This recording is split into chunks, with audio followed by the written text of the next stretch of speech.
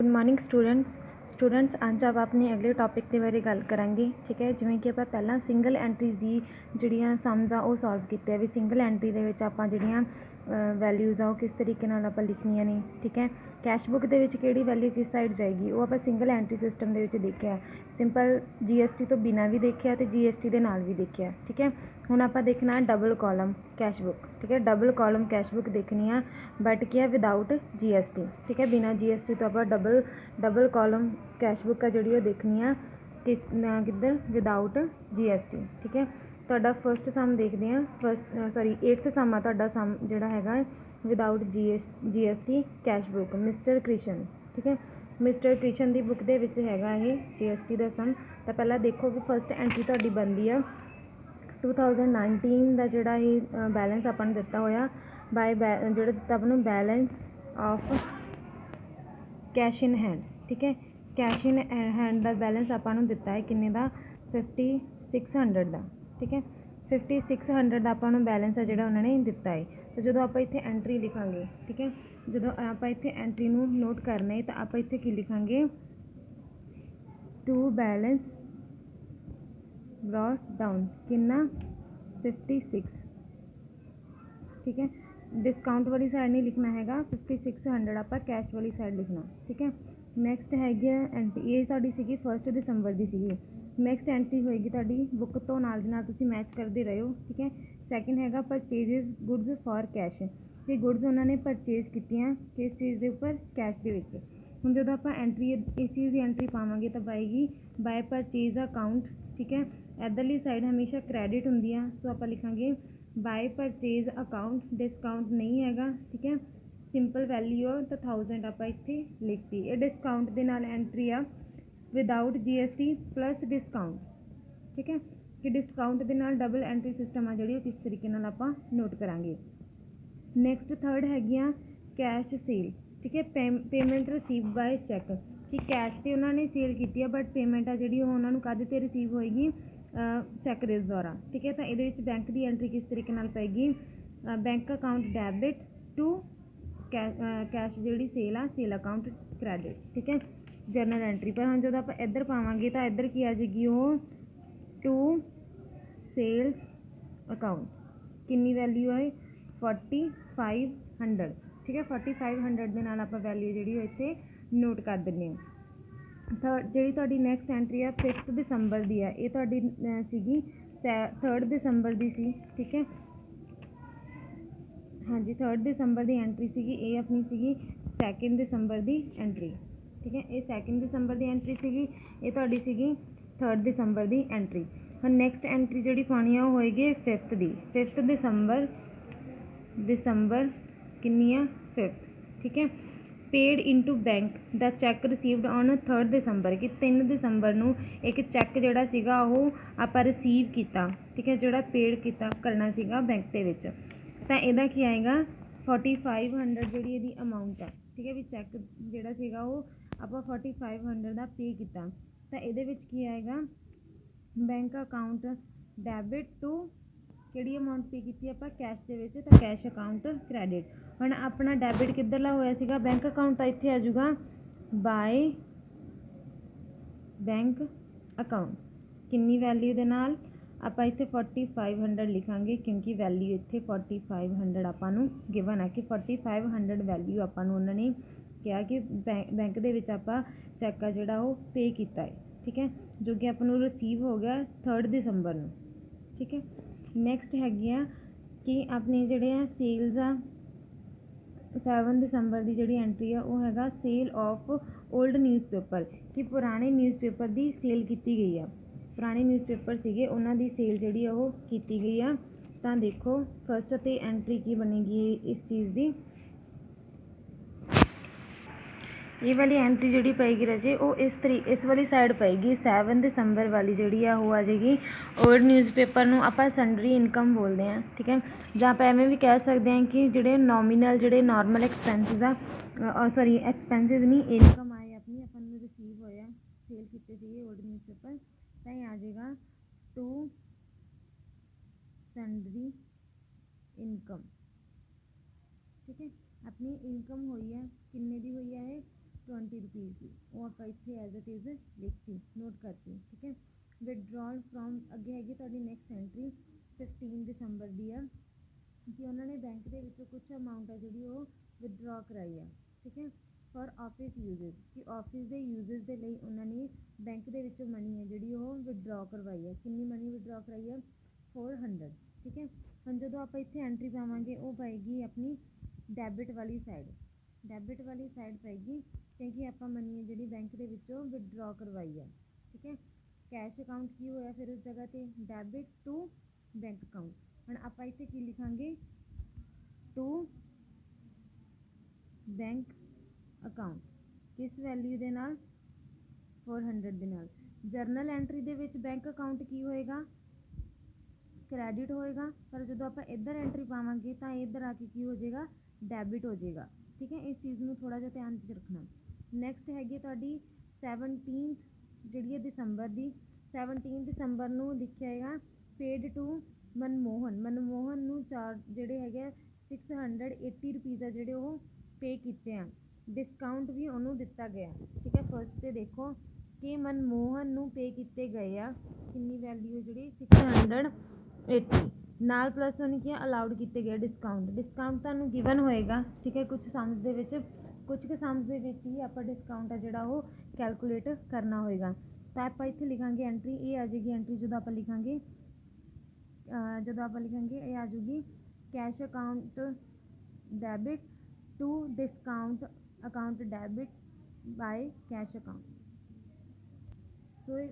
Sorry ਇੱਦਾਂ ਆਏਗੀ ਕਿ ਜਦੋਂ ਆਪਾਂ ਇੱਥੇ ਲਿਖਾਂਗੇ ਤਾਂ ਇਹਦੇ ਵਿੱਚ ਜਿਹੜੀ ਪੇ ਕੀਤੀ ਹੈ ਮਨਮੋਹਨ ਅਕਾਊਂਟ ਕੀ ਹੈ ਉਹ ਡੈਬਿਟ ਹੋਏਗਾ ਕਿ ਉਹਨੇ ਦਿੱਤੀ ਹੈ ਠੀਕ ਹੈ ਵੈਲਿਊ। ਅਤੇ ਡਿਸਕਾਊਂਟ ਹੈ ਜਿਹੜਾ ਉਹ ਵੀ ਕੀ ਹੋ ਜਾਏਗਾ ਡੈਬਿਟ ਹੋ ਜਾਏਗਾ discount account debit to cash account ਆਏਗਾ ਠੀਕ ਹੈ। ਸੋ ਆਪਣੇ ਕੋਲ ਹੁਣ ਇੱਥੇ ਕੀ ਪਾਏਗੀ ਬਾਏ ਮਨਮੋਹਨ ਠੀਕ ਹੈ। ਮਨਮੋਹਨ ਅਕਾਊਂਟ ਹੈ ਜਿਹੜਾ ਕੀ ਹੋ ਜਾਏਗਾ ਡੈਬਿਟ। ਹੁਣ ਇੱਥੇ ਡਿਸਕਾਊਂਟ ਦੀ ਐਂਟਰੀ ਹੈ ਜਿਹੜੀ ਉਹ ਅਲੱਗ ਤੋਂ ਨਹੀਂ ਪਏਗੀ ਇੱਥੇ ਹੀ ਲਿਖੀ ਜਾਊਗੀ 20 ਦੇ ਨਾਲ। ਬਾਕੀ ਜਿਹੜੀ ਕੈਸ਼ ਦੀ ਵੈਲਿਊ ਆ ਉਹ ਇੱਥੇ ਆਪਾਂ ਐਡ ਕਰ ਦਾਂਗੇ ਬਾਏ ਮਨਮੋਹਨ 20 ਡਿਸਕਾਊਂਟ ਦੀ 680 ਜਿਹੜੇ ਉਹਦੇ ਪੂਰੀ ਫੁੱਲ ਪੇਮੈਂਟ ਫੁੱਲ ਵੈਲਿਊ ਦੇ ਆ ਜਿਹੜੀ ਉਹਨੂੰ ਗਿਵਨ ਆ ਠੀਕ ਹੈ।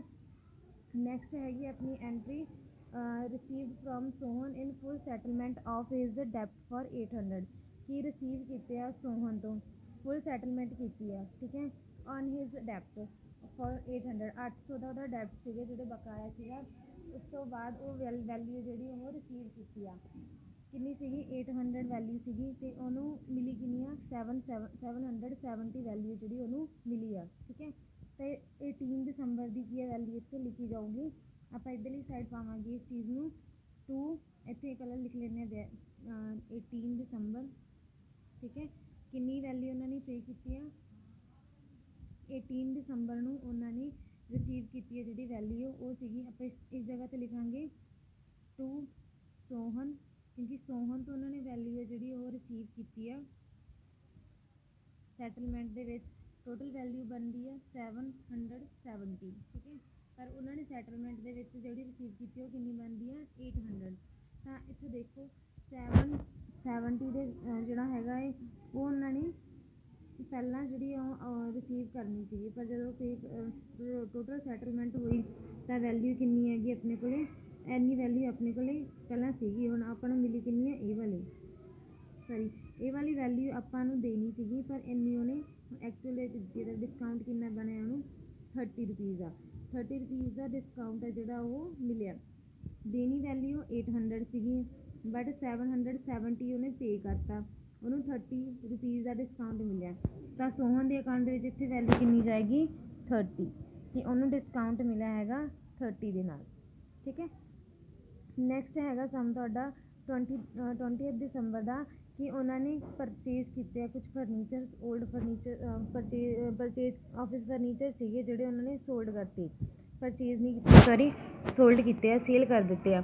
ਤਾਂ ਸੇਲ ਦੀ ਜਿਹੜੀ ਜਿਹੜੀ ਐਂਟਰੀ ਆ ਉਹ ਇੱਧਰਲੀ ਸਾਈਡ ਹੀ ਆਏਗੀ ਠੀਕ ਹੈ।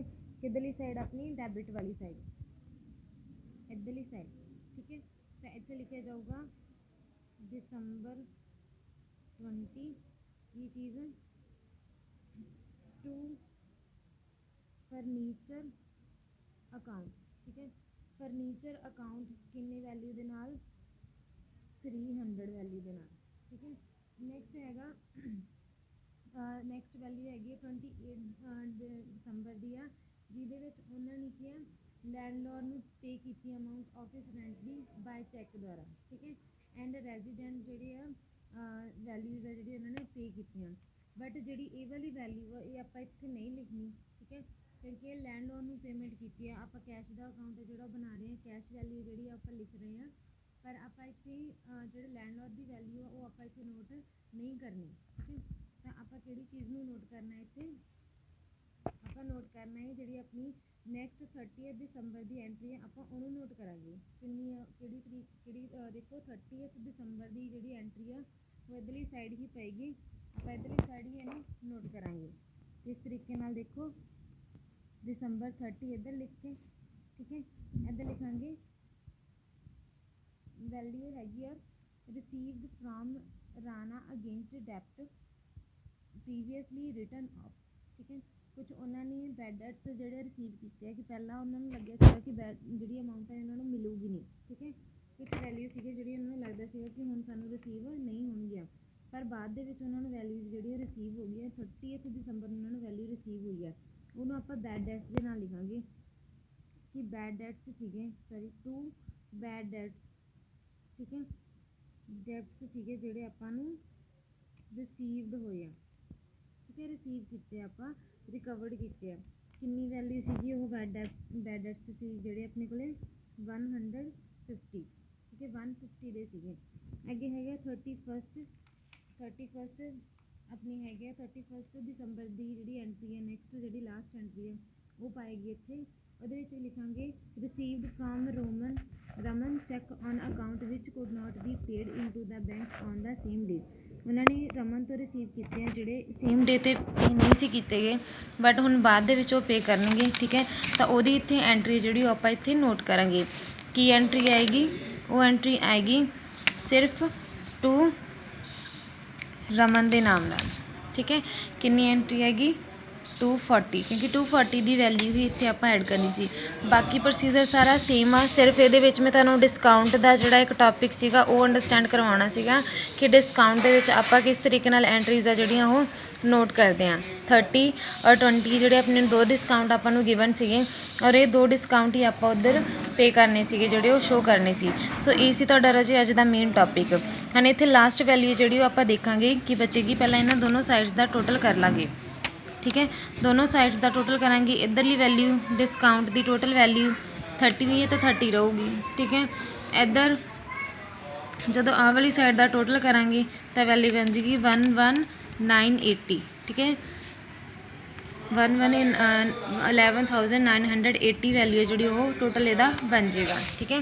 ਹੁਣ ਇਹ ਵਾਲੀ ਵੈਲਿਊ ਜਿਹੜੀ ਆ ਉਹਨੂੰ ਇਹਦੇ 'ਚੋਂ ਮਾਈਨਸ ਕਰ ਦੇਣਾ, ਯਾਨੀ ਕਿ ਦੋਨਾਂ ਦਾ ਡਿਫਰੈਂਸ ਦੇਖ ਲੈਣਾ। ਹੁਣ ਇਹਨੂੰ ਜਦੋਂ ਆਪਾਂ ਡਿਫਰੈਂਸ ਕਰਾਂਗੇ ਤਾਂ ਕਿੰਨਾ ਬਚੇਗਾ ਆਪਣੇ ਕੋਲੇ ਬੈਲੈਂਸ ਆਪਣੇ ਕੋਲੇ ਆ ਜਾਏਗਾ 5800 ਦਾ, ਠੀਕ ਹੈ। 5800 ਜਿਹੜੀ ਵੈਲਿਊ ਆਪਣੀ ਕੀ ਹੈ ਬੈਲੈਂਸ ਕੈਰੀ ਡਾਊਨ ਆ, ਕਿ ਸਾਡਾ ਬੈਲੈਂਸ ਆ ਜਿਹੜਾ ਬਾਕੀ ਬਚਿਆ ਹੋਇਆ ਉਹ ਇੱਧਰ ਆਇਆ ਹੈ, ਠੀਕ ਹੈ। ਤਾਂ ਇਹ ਕਿੰਨਾ ਆ ਜਾਊਗਾ 5800 ਆ ਜਿਹੜੀ ਉਹ ਵੈਲਿਊ ਇੱਥੇ ਆ ਜਾਏਗੀ।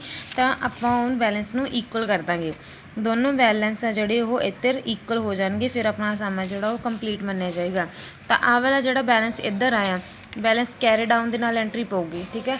ਜਿਹੜਾ ਇਹ ਵਾਲਾ ਬੈਲੈਂਸ ਆ ਉਹ ਨੈਕਸਟ ਮੰਥ ਦੇ ਲਈ, ਠੀਕ ਹੈ, ਜਿਹੜਾ ਆਪਣਾ ਨੈਕਸਟ ਮੰਥ ਹੋਏਗਾ ਉਹਦੇ ਵਿੱਚ ਇਹ ਬੈਲੈਂਸ ਟ੍ਰਾਂਸਫਰ ਕੀਤਾ ਜਾਊਗਾ। ਕਿਸ ਤਰੀਕੇ ਦੇ ਨਾਲ, ਟੂ ਬੈਲੈਂਸ ਬਰੋਟ ਡਾਊਨ, ਠੀਕ ਹੈ। BD ਦੇ ਨਾਲ ਬੈਲੈਂਸ ਆ ਜਿਹੜਾ ਉਹ ਆਪਾਂ ਟ੍ਰਾਂਸਫਰ ਕਰ ਦਾਂਗੇ, ਠੀਕ ਹੈ। ਸੋ ਰਾਜੇ ਇਹ ਸੀ ਤੁਹਾਡਾ ਸਮ। ਇੱਕ ਵਾਰੀ ਐਂਟਰੀਜ਼ ਨੂੰ ਜ਼ਰੂਰ ਪਾ ਕੇ ਮੈਨੂੰ ਚੈੱਕ ਕਰਾ ਲਿਆ ਕਰੋ ਤਾਂ ਕਿ ਮੈਂ ਤੁਹਾਨੂੰ ਦੱਸ ਸਕਾਂ ਵੀ ਕਿਹੜੀ ਐਂਟਰੀ ਤੁਹਾਡੀ ਗਲਤ ਆ ਕਿਹੜੀ ਸਹੀ ਆ।